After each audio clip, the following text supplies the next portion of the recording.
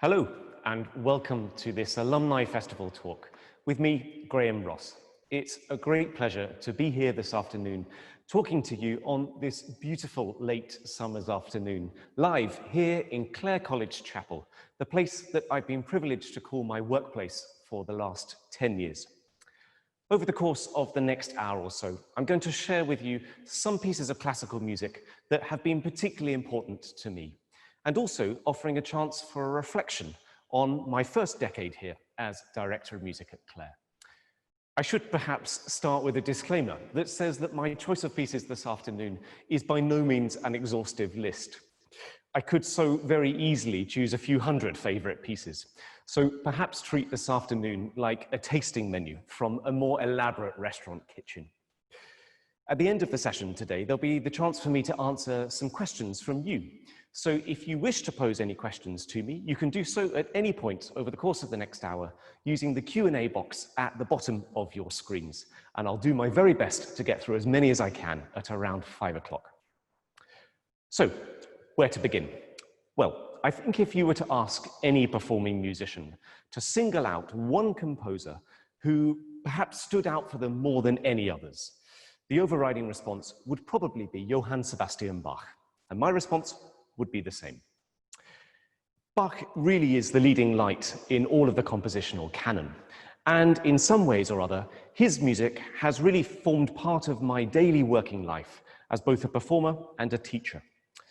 Here at Clare, over the last 10 years, I've introduced to the musicians here a good number of works by Bach, from a number of his great vocal motets through to a major series of cantatas, which we featured for the quincentenary of the Reformation back in 2017, as well as the four great pillars of the canon, the B minor Mass, the Christmas Oratorio, the St. John Passion, and the St. Matthew Passion.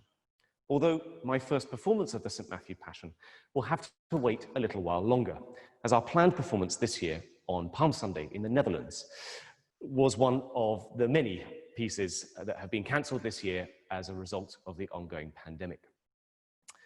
The piece of Bach that I've chosen to start our talk with this afternoon is probably his most famous keyboard work, his 1741 aria and set of 30 variations known as the Goldbergs.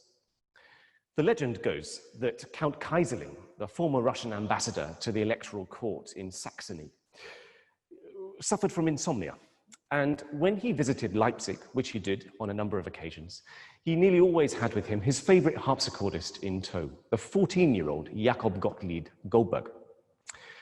When Bach heard that this insomniac needed something to help soothe him for his sleep, Bach's response was to compose a set of music that was based on theme and variations, seemingly the best musical genre that one could come up with to help count sheep at night.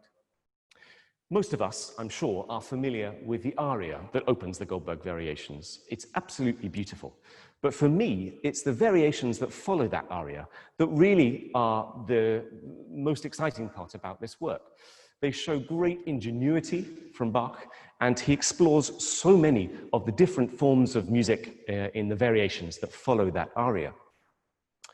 We know that this work was originally written for a two-manual harpsichord, but actually, we probably know this work best from recordings that have been made on other instruments, probably most notably the keyboard work that's been played on the piano by Glenn Gould. Another recording of the Goldbergs has just been released only 2 days ago, and I think it's a very good contender to add into the canon. This is a recording from the former King's College organ scholar Parker Ramsey, who's recorded the Goldbergs not on the organ, but on his other instrument, the harp. I asked Parker if there was a difference in approaching this keyboard work for the harp. We talked about the limitations of when one plays the strings of a harp, the music continues to resound until it's dampened.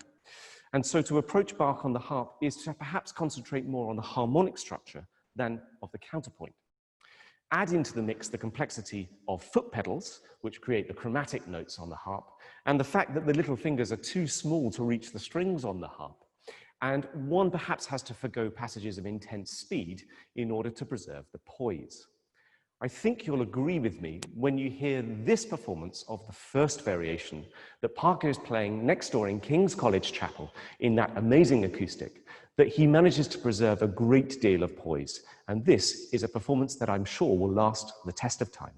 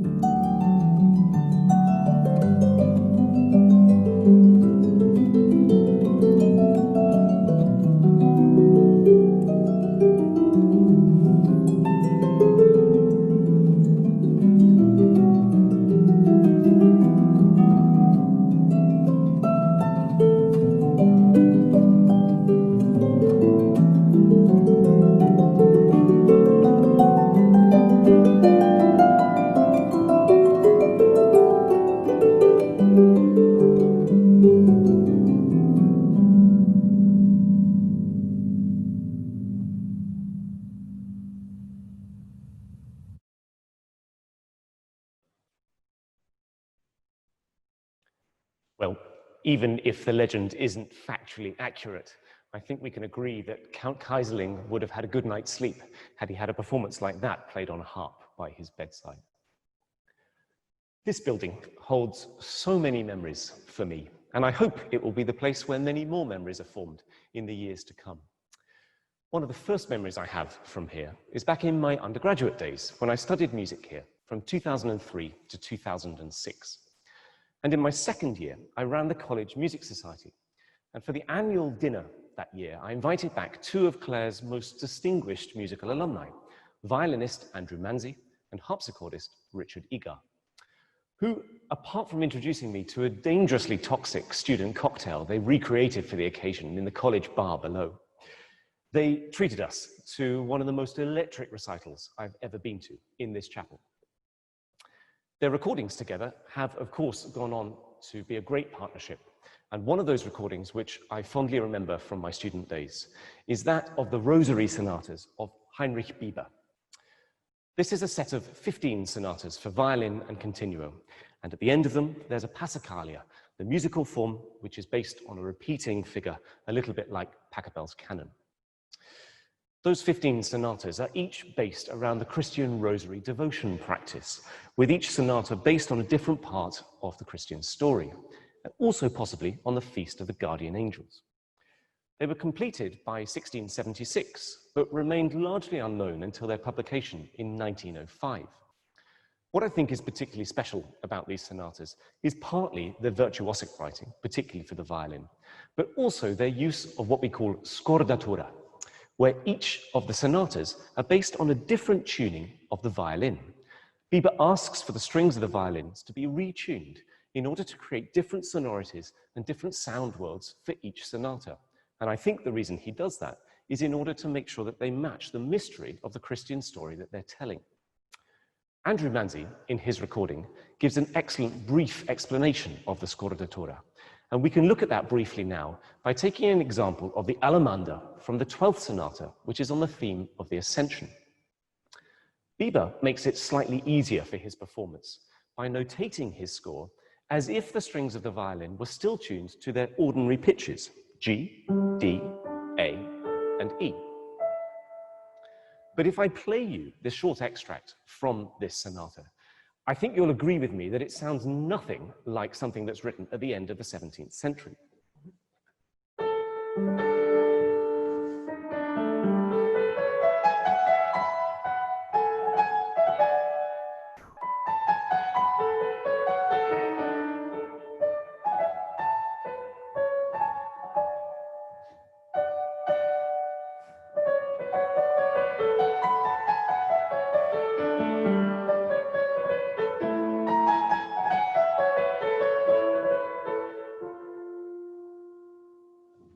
Of course, it makes no sense until we understand of what Bieber requested for the tunings of the violin for this particular sonata.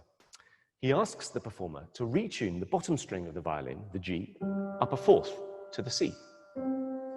For the next string up to be tuned up a tone, for the second string from the top to be tuned down a tone, and for the highest string to be tuned down a third.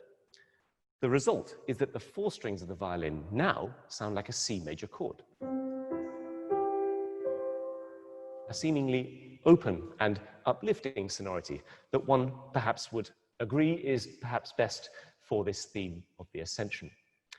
Let's hear Andrew Manzi play this extract now, but with his strings tuned to the correct pitches.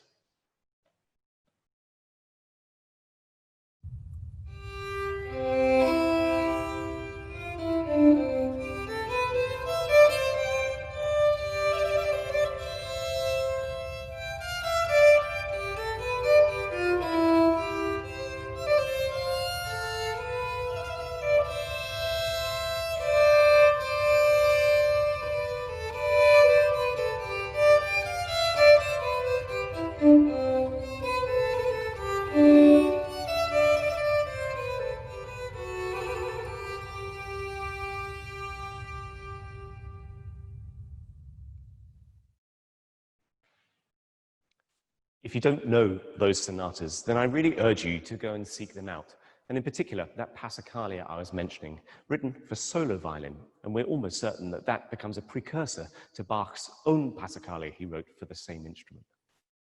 So, from solo Bach and solo Bieber to full-scale Beethoven. We know Beethoven's work, of course, through the great contrasts of his music. And in my work as a freelance conductor, I regularly conduct his pieces from the overtures through to the concertos through to the 9 symphonies. But if truth be told, our undergraduates here in the university, and particularly those of them in our collegiate choirs, don't really get much of an opportunity to perform his work. One great exception to that rule was back in 2012, when I toured a slightly augmented choir of Clare College across Australia for 11 performances of Beethoven's 9th Symphony in 12 days, with the amazing musicians of the Australian Chamber Orchestra and Richard Tognetti. We were extremely fortunate to be able to give performances in Sydney Opera House, as well as in Melbourne, Perth, Adelaide, Brisbane, and Canberra. And I think that most of my colleagues here probably thought me rather mad for taking on this task. We all know performances of Beethoven 9, where the chorus is made up of at least a few hundred singers. And here we were, just a few more than 30 on the stage of Sydney Opera House, singing this colossal work from memory. The way that we could make this work was a very careful rehearsal process.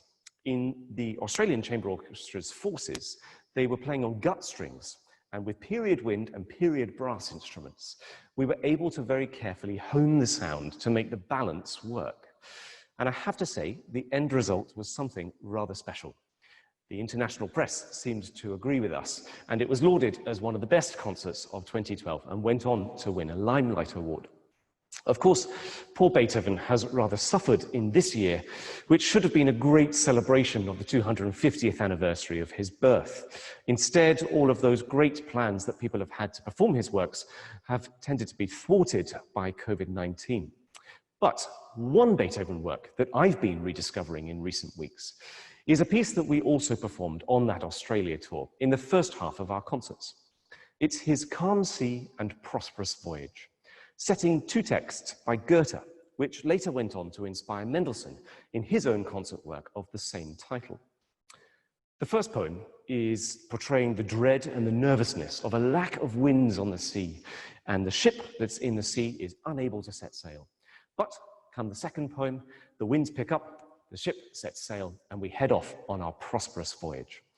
I think it's a work that should be much better known than it currently is. And we can hear a short extract now from that second half of the piece, in a performance given by a conductor who I greatly admire, Sir John Eliot Gardiner, with his Orchestre Révolutionnaire et Romantique, and the choir that he founded here in Cambridge more than 50 years ago, next door at King's College, the Monteverdi Choir.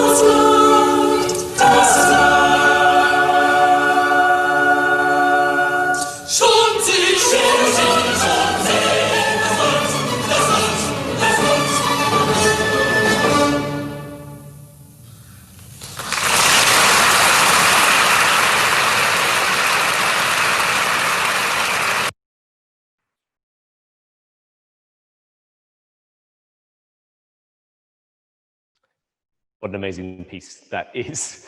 We like to think of the contrasts I was mentioning about Beethoven, and I think they're perfectly summed up in that short extract we just heard. We hear the urgency of his setting of the word swiftly, geschwinde, geschwinde, geschwinde, a real tongue twister for the performers to sing. And then at the end, the beautiful stillness of that text, das Land, as we get excited to see the land as we come to the end of our voyage. That Australia tour was a great thrill and privilege to be on, and it so happens that I love traveling the world.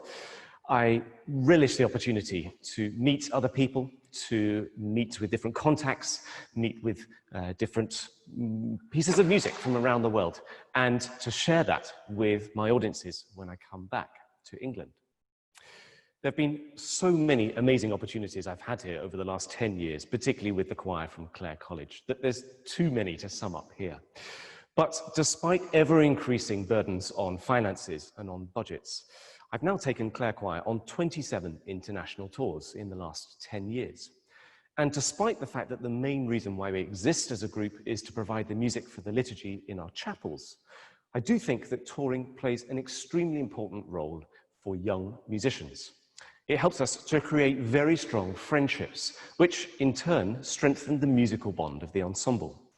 It allows us to perform not only sacred repertoire, but also secular repertoire, and to repeat concert programs in a way that perhaps we don't tend to in our college chapels, allowing us to finesse the sound and strive for ever greater levels of perfection. It enables us to meet with like-minded musicians around the world and to share our thoughts with them. And for the members of our choirs who choose to go on and pursue a professional career in music, it offers a snapshot of what that life might be like, including all the very unglamorous parts of early mornings, late nights, and endless waits in airport terminals. That's to say nothing of the ambassadorial work that it does for our colleges and for the university as a whole. There have been so many of those highlighted tours that I was mentioning that I can't possibly fit them all in here, but some particular memories that last for me are performing in Washington's Library of Congress, performing in the Amphitheatro Simón Bolívar for a televised performance in Mexico City, a performance of the 1812 Overture with chorus and with cannons, yes, cannons, in Kuala Lumpur with the Malaysian Philharmonic Orchestra, and last year, concerts across Spain, including in the amazing Palau in Barcelona, and also in El Escorial in Madrid. Of course, at the moment, touring is very much on hold. And for anyone else like me who is a performing musician first and foremost, it has been a particularly tough year with endless concert cancellations this year and going into next. But I think amidst all of the gloom and the difficulties that we faced this year, I think it is really important just to acknowledge that there have been a few positives to come out of this situation.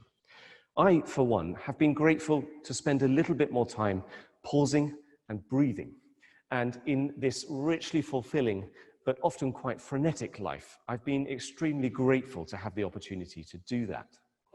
It's also given me the opportunity to look back on some of the experiences I've had so far and be grateful for them.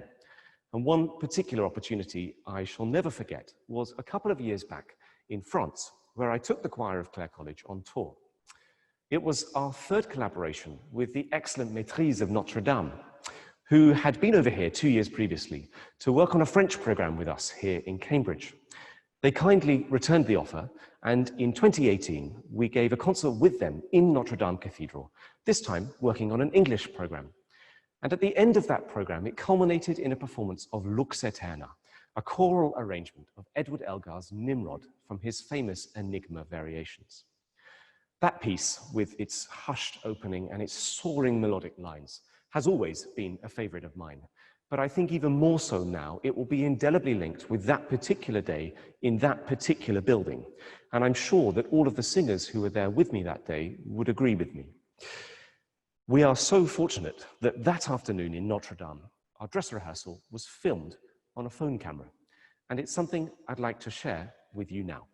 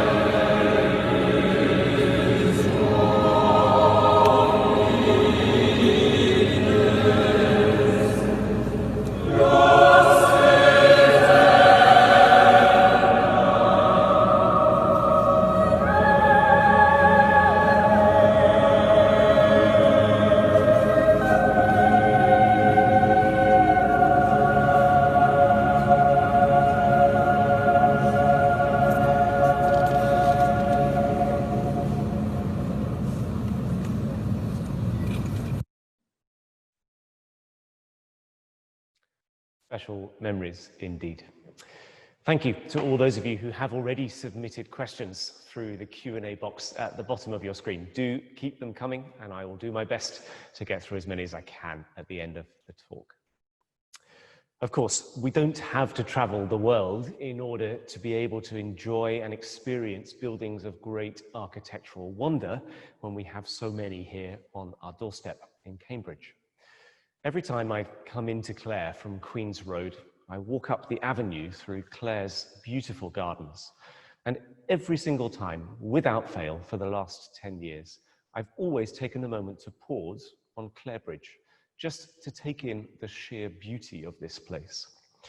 I, for one, feel enormously privileged to have come up here in 2003 as a state school student, here to study, and again in 2010 to begin my current tenure as Director of Music. I think it's probably true to say that our collegiate life tends to sometimes evolve just around the four walls of our own courts. But for me, there's something particularly special about thinking of my colleagues and their own college choirs as they enter their own chapels at almost exactly the same time as me, week in, week out, to provide the music for the liturgy in their own chapels and their own collegiate communities, as well as for the wider public. Being a choral scholar is a wholly enriching activity alongside academic studies and research. And making music in these places of particular beauty has been an inspiration for musicians for many centuries. Next door, in King's College, for the last few years, there's always been a performance with massed Cambridge choirs, joining forces to create, if you like, a super choir, to perform a large-scale choral work under the auspices of the Cambridge University Music Society. Last year, in January 19, I had the pleasure of conducting the rather large massed forces of, here we go, the chapel choirs of Clare, Trinity, Selwyn and Jesus Colleges, the boy choristers of Jesus College, the girl choristers of St. Catherine's College, the University Symphony Orchestra, the University Chamber Orchestra, the soloists Natalia Romanu, Ed Lyon and Gareth John, in a performance of Benjamin Britten's War Requiem, marking 100 years since the end of the First World War. Standing on almost the very same flagstone that Benjamin Britten himself stood on in that building to conduct that work some years before, it struck me that the 250 or so performers in front of me were almost exactly the same age as those staff and students from Cambridge who went up to fight and who never came back. It was a sobering moment. Britten's juxtaposition of the English text of Wilfred Owen and the Latin text of the Requiem Mass makes for a particularly poignant depiction of the loss of young life. There's only, in fact, one point in all of the War Requiem where all of the combined forces come together and perform at the same time. And it's right at the end of the piece, where the tenor and the bass soloists sing the line, "Let us sleep now," from the end of Owen's poem, Strange Meeting, whilst the choristers intone the text of the In Paradisum, and the main chorus and the soprano soloist deliver the final Requiescant in Pace text, which brings the work to its hushed conclusion, where famously the piece's overriding tritone interval, sometimes known as the Diabolus in Musica, the devil in music, finally reaches its conclusion and its consonance in the last chord. We can hear a short extract from just before that moment in this 1964 performance at London's Royal Albert Hall, where Meredith Davis conducts the BBC Symphony Orchestra and Chorus, and the Melos Ensemble is conducted by Benjamin Britten.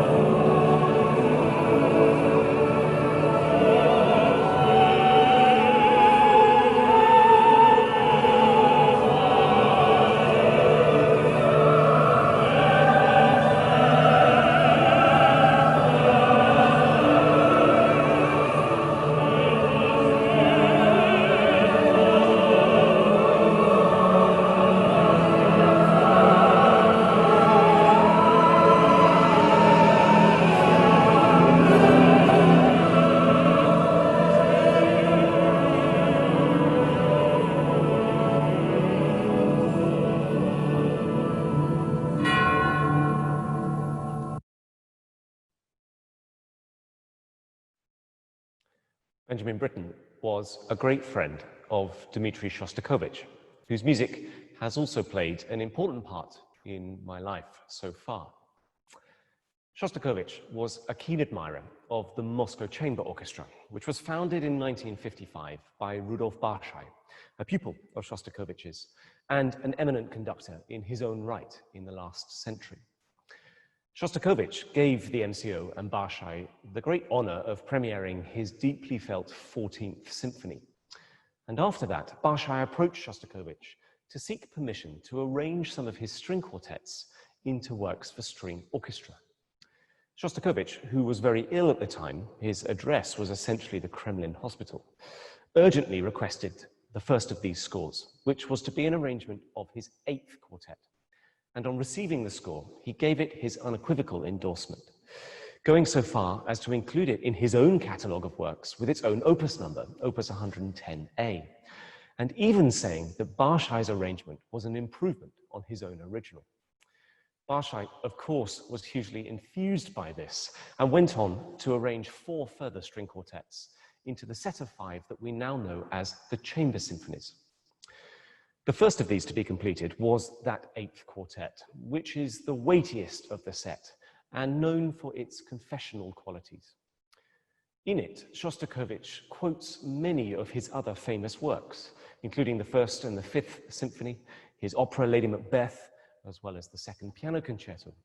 But it's a particularly good example of Shostakovich using his famous musical signature, the initials DSCH, his own initials, embedded into the music. In German notation, DSCH relates to our notes of D, E flat, C, and B natural. And we hear these notes again and again through this piece. Writing a musical signature in music is not a new idea. We've seen countless examples, for example, of BACH in composers not only by Bach. But in Shostakovich's work in this 8th quartet, we hear this perhaps most obviously the DSCH motif in the violent 2nd movement, the Allegro molto, which we can hear in a performance now by the string ensemble I co-founded here at Cambridge in my student days, called the Dmitri Ensemble, which takes its name from Dmitri Shostakovich. This performance was captured live at London's Cadogan Hall.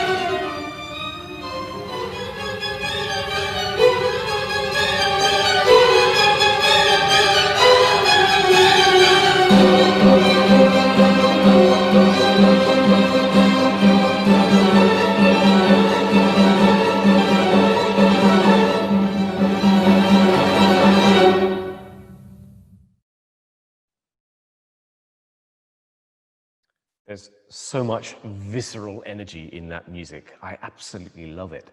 And in those arrangements for string orchestra, with the addition of the double bass and with the expanded forces of the strings, you get so much more energy out of the sound. I love the Shostakovich quartets in their original form, but every time I return to those Barshai arrangements, there's something amazing about them, and I loved recording them. If you don't know the others, do have a listen to the first quartet that he arranged, a kind of charming and seemingly innocent work in stark comparison to the 10th quartet, which is a real meaty part of the repertoire.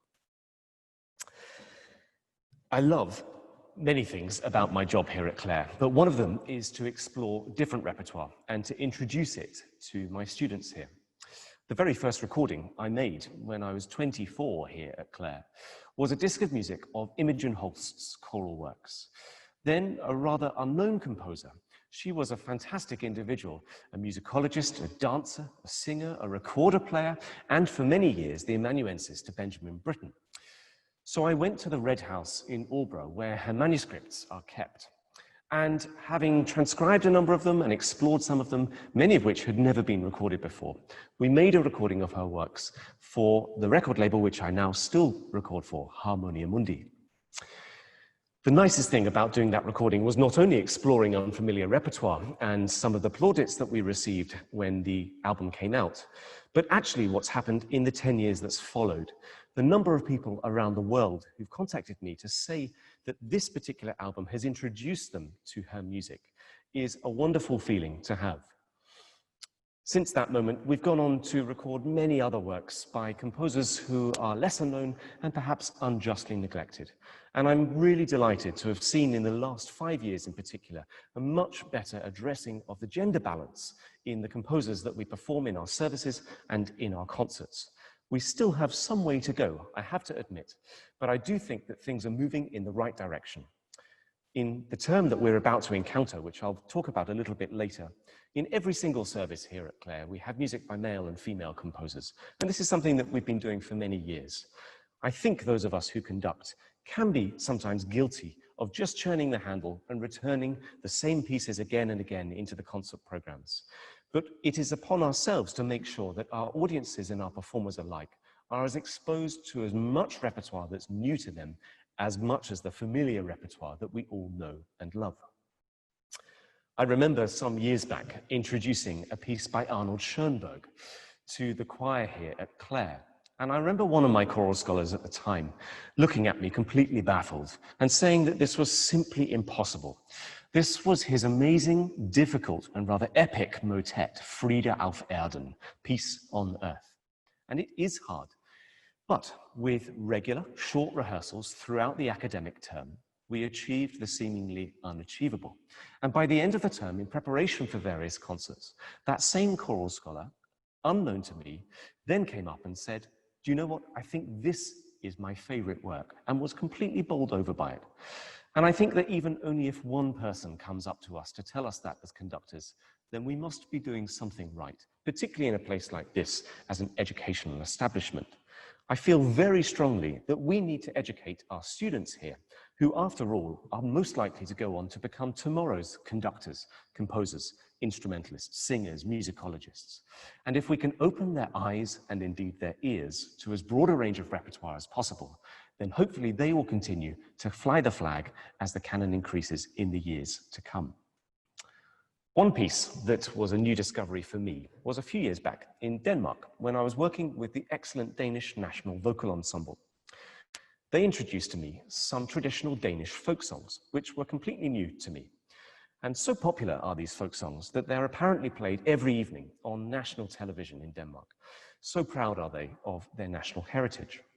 One particular folk song, Stille Hjerter, Still My Heart, was a particularly beautiful discovery for me. It's very simple. It's a simple 4-part piece in a hymn-like structure.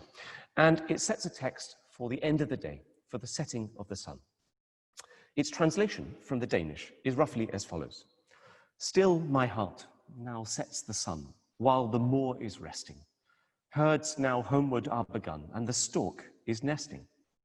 O'er the moor path silence falls, as on roads so winding. A late bumblebee is all keenest ears are finding. Briefly now, the lapwing flies o'er the bog pond's blushes, ere it folds its wings and lies neath a roof of rushes. Eastern window panes afar flare up in the gloaming. Moorland ponds, like tiny stars, catch the sunset's homing. Still my heart now sets the sun.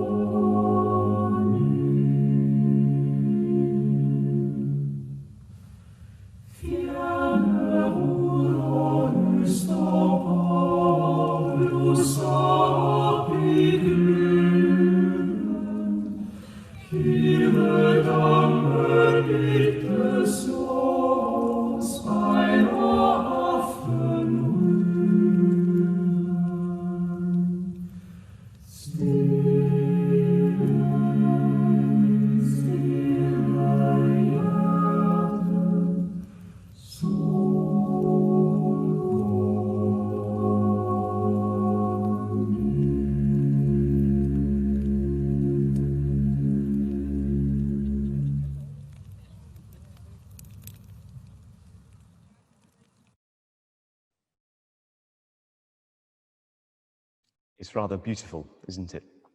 That was a performance given by the Danish National Vocal Ensemble, conducted by Marcus Creed. And I'm really looking forward to working with them again in February next year, all being well. Lockdown has, of course, been a very strange time for all of us, with all of our music making having moved online. Thankfully, we are now slowly resuming some kind of live music making, and I'm much looking forward to the beginning of the academic term here in just a couple of weeks' time, as we bring back to life the idea of choral evensong, something that I've missed greatly over the last 6 months. I've missed, I think, most the rapport with the musicians that I have. Something online is better than nothing, but really, truly, nothing replaces a live rehearsal or a live performance. The chemistry is completely different. One responds in a more intuitive way, and I think the communication between us is much more organic and much more instant. I've missed my colleagues, I've missed my students, and I think that when we meet again together for the first time in just over a week's time, emotions will be running high. I think what we have to take in this strange time are all the good things that will come from this. And here in the choir stalls here at Clare, we will bring the students back, albeit at 2-meter distances, with much reduced forces in the choir and a much reduced congregation, at least to start with. Last week, for the first time in 6.5 months, the longest period of silence in my career to date, I gave a live performance, this time of the Brahms Requiem, outdoors in a garden in Kent. It wasn't exactly perhaps the location of the premiere of where this work happened in Bremen Cathedral, but my goodness, it was an extraordinary moment to return to live music making. And I can't really begin to describe the feeling at being able to make music again, and frankly, to feel useful again. I think that feeling will happen again next week with my students. And one piece that I can't wait to reintroduce to them again is Civitas Sancti Tui by William Byrd. It's the second half of his double motet, Ne Irescaris Domine, Be Not Angry, O Lord. It's a very important piece for Byrd. It's a highly personal composition and a highly politicized composition. It forms part of his 1589 Cantiones Sacrae and sets a text from Isaiah 64, which asks for forgiveness for a society of people who have made their city, Jerusalem, a wasteland and a desolation. The intensity of the lament over Jerusalem is so much that we hear the words desolata est no fewer than 54 times. Back in 2016, I had the honor of conducting this work for the Holocaust Memorial Day that year at London's Guildhall. In our performance, which was televised on the BBC, 6 candles were brought onto the stage from young members of the Holocaust Memorial Day Trust to honor the legacy of the Holocaust survivors, some of whom were with us that day.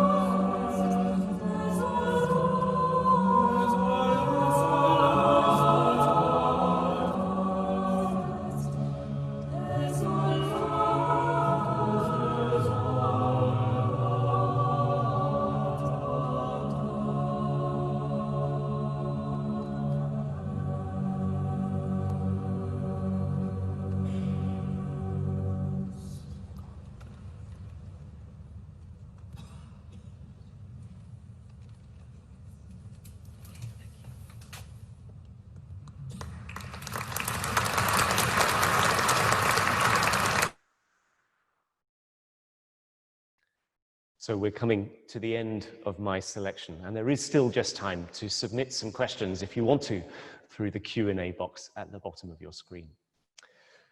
I couldn't omit from my selection this afternoon a much-loved song of mine, and I'm sure of many of you. It holds very many special reasons for me, not least because I had it performed last year at my wedding. But I think also this piece is very special for its use of harmonic language, and in particular for the use of 5 chords.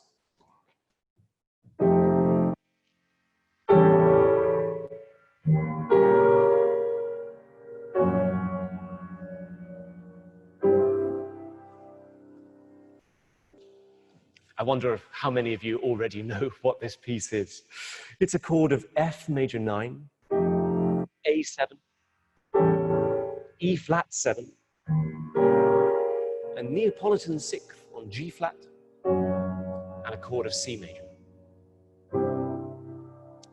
Those 5 chords form a sequence at the end of Richard Strauss's song, Morgen, his astonishing 1894 song setting this German love poem, originally written for piano and voice, later piano, violin and voice, and later still orchestrated. What I love about this piece is a few different compositional things that are going on. One is that the outer notes of those 5 chords are working away from each other in contrary motion. So we hear this.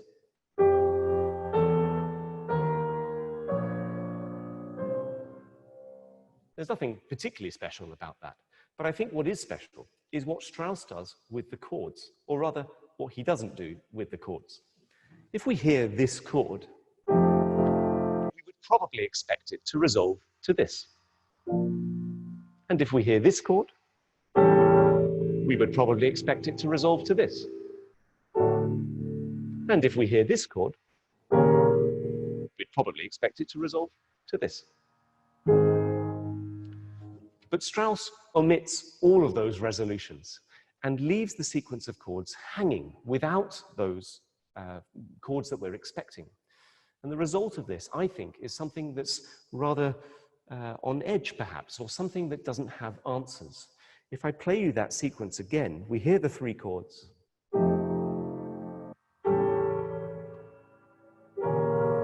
Which finally then reach some kind of resolution with that extraordinary Neapolitan sixth and the much weighted C major, although here in Strauss's version with the suspended fourth, before it finally reaches the home key of F major. Now, in truth, when we hear those chords in this song, they're much more spaced out than what I'm playing, but they provide the most perfect underpinning of the text at that moment. Speechless shall we gaze into each other's eyes, and the speechless calm of silence shall fall upon us.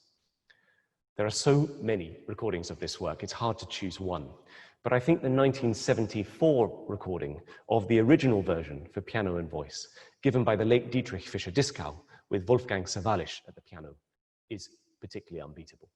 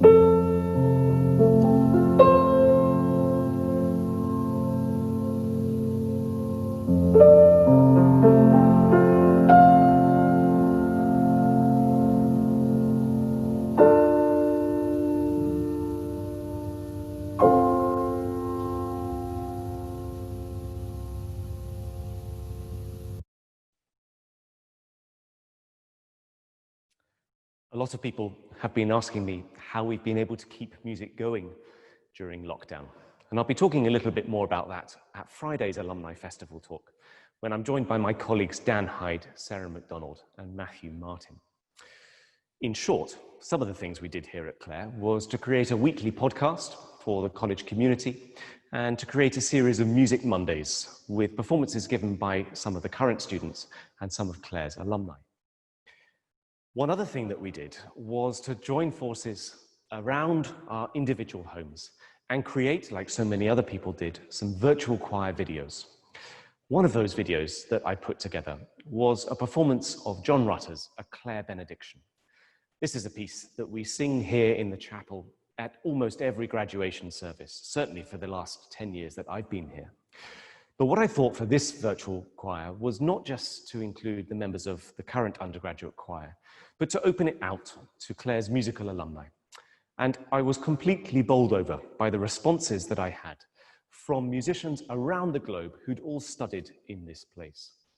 I received over 200 videos, a lot from amateur musicians, but also a lot from professional musicians, many of whom have gone on to hold distinguished positions, such as those in the London Symphony Orchestra and the Orchestra of the Age of Enlightenment, and many more. The result was a massed choir and a massed orchestra, which we decided to put out on our social media channels on the day that the students here would have graduated this summer, in this strangest of years. And the result was rather heartwarming. It's received something like 150,000 views. It was featured in the Sunday Times. But I think the most important thing to come from all this is the realization that music has the most extraordinary power to bind us all together, albeit virtually.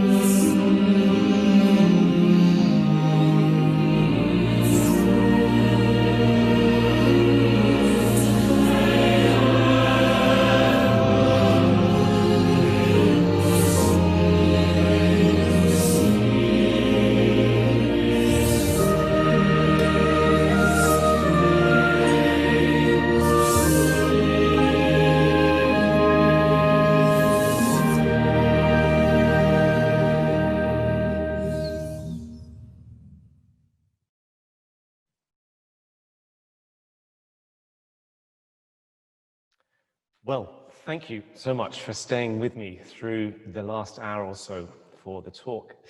It's now the opportunity for me to address some of the questions that you've posed.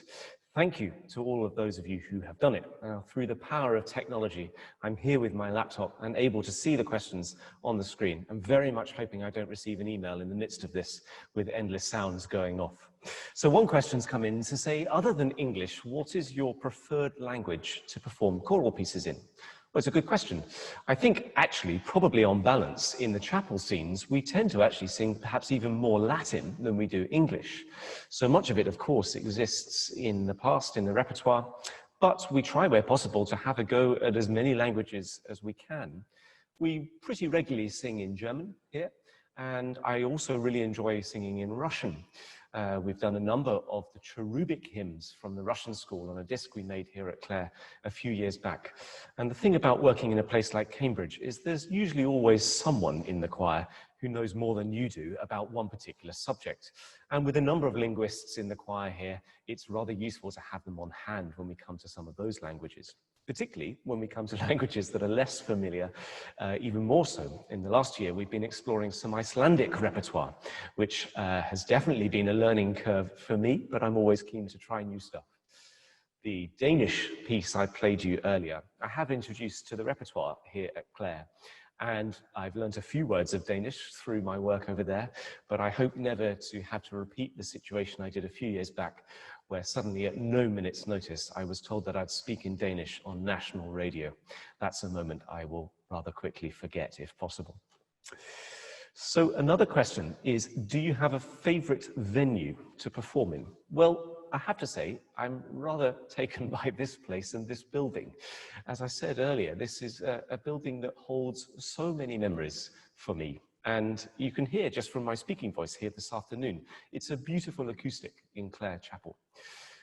If I'm honest, we're perhaps a little bit large for the size of the chapel, but we're not going to be able to do anything about that unless we knock down King's College or Trinity Hall next door, which probably won't go down very well. So we're stuck with the size of our chapel and we're stuck with the size of our choir. But one of the things I'm really looking forward to doing this term is, although we have to reduce the numbers of forces for lots of the rehearsals simply to fit in with space and with the social distancing rules, I do plan to do some services here with full choir, which inevitably will mean that we are unable to take any congregation members for those services. But one of the snazzy new things that we've introduced here at Clare this month are some new cameras around the chapel, which are being installed as we speak in order that we can live stream our services. So even though it may not be possible to physically attend our services, we will be able to share them on the internet. And the first of those will be our matriculation service for our new students here on the 5th of October. In terms of other venues, my goodness, I've been very lucky and I've performed in some absolutely stunning concert halls around the world. My absolute favorite, well, it's hard to pin down. I think sometimes the answer to that question is perhaps not one that people are expecting. One of the memories I vividly have was of the most beautiful setting when on tour in Malaysia. And we performed some concerts in the Divan Philharmonic Hall in Kuala Lumpur, but then went to give some performances in Penang. And one concert I remember was up Penang Hill. And for those of you who've been there will remember there's an extremely steep cable car that takes you to the top after a rather long journey. And when we got to the top, we didn't really know where we were going. And we were faced with a hotel who were giving an outdoor performance. And they'd set up our venue on this amazingly beautiful vista, looking over all of Malaysia below. And Penang Hill offers a fantastic view for that. And for me, in a funny way, that's one of the favorite venues I've ever been in. It didn't have an acoustic, it didn't have a formal concert hall setting, but part of the joy of the job that we do here is exploring new places and making them work for the ensembles that we take there. Another question is, what is it like working with young choristers? How do you keep them engaged? Well, one of the things we have here at Clare is actually not boy choristers or girl choristers. They're all undergraduates here. So the youngest I have in the choir is 18. So while some people might describe them as children, I like to think of them as young adults, although they constantly remind me that I'm definitely older than they are, despite the fact I don't really feel that I am.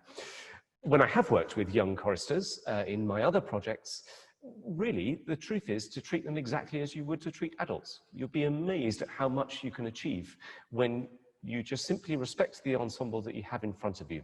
And my working life has seen me perform with very young people and with very old people, with amateurs, with professionals, with people who speak English and people who don't. And part of the job, I suppose, of being a conductor is to rally your troops to create the very best performance that you can out of the ensemble that you have in front of you. And whilst, of course, we need to prepare and plan, and that becomes a large part of what we do, there is always an element of the unknown. And so when we meet for the first time, as I will with my choir next week, 1/3 of that choir will be new. I've met them all individually. Some of them I've met online and haven't even met in person yet. And when we make music together for the first time, that's the time to really start working. And I always say to my colleagues that for those first 2 weeks of the academic year, they are 2 weeks that you cannot take on any other commitments. You have to work solidly through those weeks to hone the sound into the sound that you want. And you'll be amazed at how receptive they are, even if they're 8 years old or if they're 80 years old. So another question has come in here from Reg, who says, can you say a little bit more about the choral version of Nimrod? Yes, well, this is a really beautiful arrangement. It's an 8-part arrangement. And for those of you who know the orchestral score will know that it's richly orchestrated with full orchestra leading to that wonderful climax that we're all waiting for about 2.5 minutes in. The choral arrangement is entirely a cappella. And it works particularly well, I think, when you have slightly larger forces, as we did in that clip that I showed you from Notre Dame. You need sopranos who can really get up to that top B flat and sustain those long lines, as well as tenors who can do that because they have it a little bit later as well. You need really good low basses to support the sonority. But in this arrangement, it's written in E flat major, which for those of you who work with choirs will know that's a really beautiful key that sings naturally in choirs. If you don't know the arrangement, I really encourage you to go and have a look at it. It's well worth exploring. And if you can put the work in, the end result is definitely worth it. Nick asks, when it is finally possible to get back into the concert hall with a full group of performers and audience, what would you like to be the first piece that you either hear someone else perform or perform yourself? Well, my goodness, we are all greatly looking forward to that day, whenever that might be. Well, I think I can answer that question in a smaller way by thinking about what we're doing here at Clare, first of all. Now, this is obviously working on a much smaller basis. It's a collegiate community. It's with small forces. And I think long and hard about the programming. In fact, it's one of the things I spend most of my time doing. I do think, as I mentioned earlier, that if you program carefully, you can create a fantastically imaginative program that keeps people's attention span throughout the length of the concert. The first piece here, you'll have to wait and tune into our matriculation service because we haven't yet published it. But all I can say is it's a start of an exploration of some of those composers that we need to explore more. In this case, it's the Black, Asian, and ethnic minority communities. And the first piece of our term is going to feature one of those pieces. It's a beautiful work, and I think it should, all being well, work very well for the beginning of term. When I get back into a concert hall, well, I think I'd rather like to do some of the pieces that I haven't been able to do this year. I think I'm now on something like 50 concert cancellations during 2020. And the first of those was that St. Matthew Passion. I was so looking forward to performing it. It's a work that I've known and loved for so many years, but have never had the chance to perform it. So I think if I could choose and go to a concert hall tomorrow with my dream forces, that would be my answer. Someone asks, Cambridge has many brilliant choirs. Which has been your favorite to work with? Well, that's an easy question, isn't it? Clare College Choir, of course. I would be hung, drawn and quartered if I didn't answer anything other than Clare College Choir. I have been fortunate enough to work with many of the choirs here, and they all have different qualities. Some of them, very practically, of course, our neighbours at King's and St John's work with boy choristers. Lots of our choirs are like they are here at Clare with mixed voices, and some of the choirs work with children's voices with St Catherine's Girls Choir, Jesus College Boys Choir, and so on and so forth. But Clare Choir has always been in my heart, and it will remain that way, I'm sure, for the rest of my life. Which piece or pieces of music would you recommend as an accessible introduction to classical music?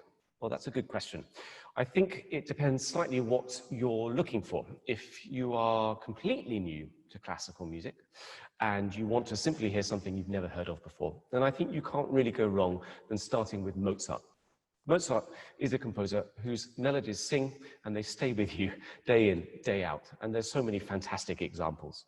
You could go to the drama of his operas, something like The Marriage of Figaro, maybe the overture to it, or you could go to some of his beautiful keyboard works. The keyboard sonatas of Mozart, I think, are a great introduction.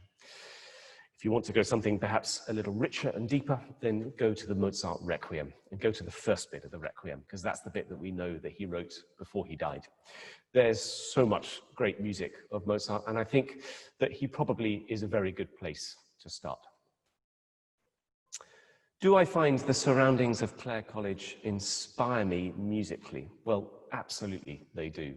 This is a building that is beautiful. We celebrated its 250th anniversary just last year. And it's not just the chapel that is special to me here. It's the beauty of Old Court. It's the beauty of the oldest bridge in Cambridge. It's the beauty of the river running by.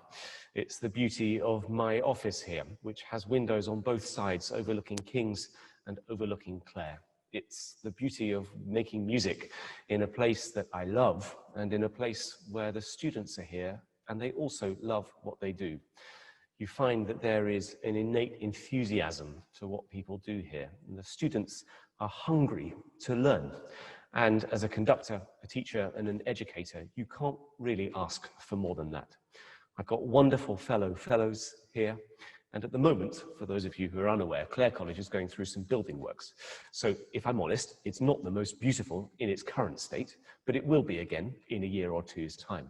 But on a day like this, walking into Clare, as I did today, it's a particularly beautiful place. I've got so many memories wrapped up with here, and I much look forward to being inspired in these buildings again in the years to come. What's been my personal highlight of my time at Clare?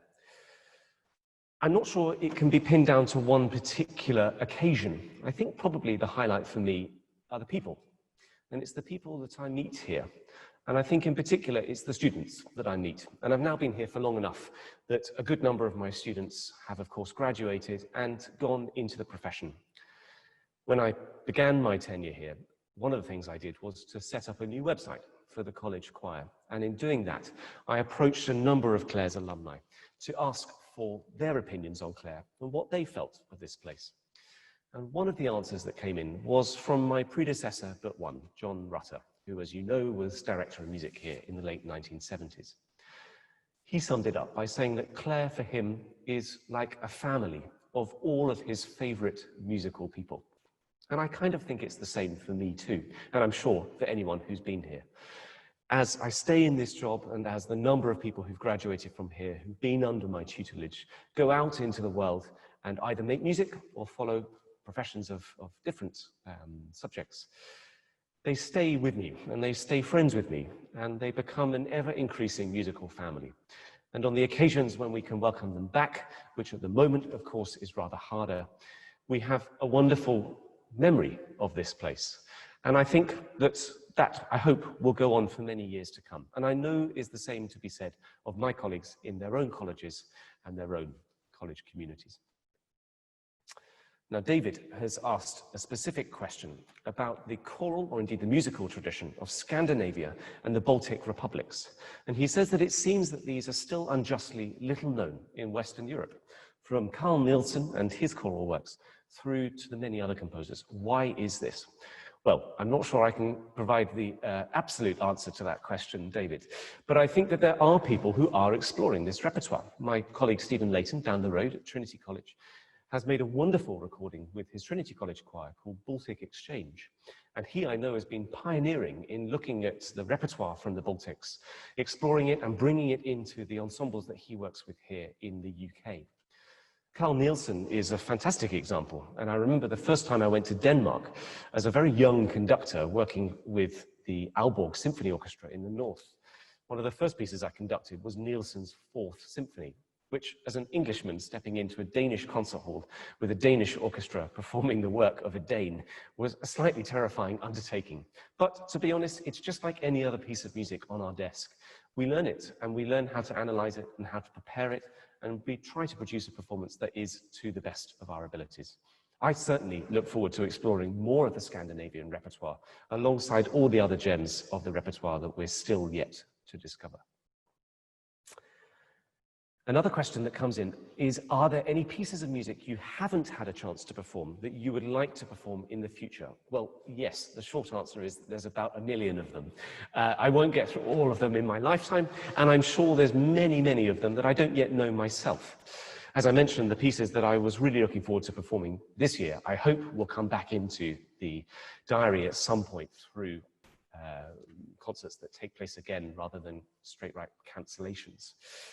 Exact pieces that I'm looking forward to, well, I think that there are still major works from the repertoire that I really want to explore. I've loved doing some operatic work in the past. I conducted in Jerusalem in the West Bank and was fortunate to conduct pieces out there by Puccini and by Mozart. I've been enjoying doing some work on the Aldborough coast of some works by Benjamin Britten, and certainly doing some more operatic work is something that I always enjoy and hope to be able to do a little more of in the future. So the last question I have here is, what is your main goal as Director of Music once the coronavirus passes and musical performances can take place without restrictions? Well, it's a day that we're all greatly looking forward to, and we hope very much that it will indeed happen. Thankfully, music is going to happen again soon, and whilst the next few months, weeks, years still hold a lot of uncertainty, I think that if we can get to a stage where we are completely free of the virus and musical performances can take place again, my main goal is simply to carry on with the ethos that I've had so far, which is to try and work with the musicians that I have in front of me, whether they're an undergraduate choir or a professional symphony orchestra or a group of amateur children from a school, and to try and work together to make music to the very highest level possible, whether it's for a performance, a recording, a broadcast, or something else. To be able to make music together, live, through a rehearsal process is something that is very special and very dear to all of us. And for those of us who've been unable to do it for the last 6 months, we are bursting with energy and much look forward to when we're able to do that again. So I've come to the end of our questions. So all that remains for me to say is a huge thanks to all of you for joining us here today as part of this Alumni Festival. My thanks in particular to Rachel and Amy in the Alumni office for all of their help with making today happen. Do enjoy the rest of the festival, and we much look forward to welcoming you back to Cambridge as soon as we're able. Thank you and good afternoon.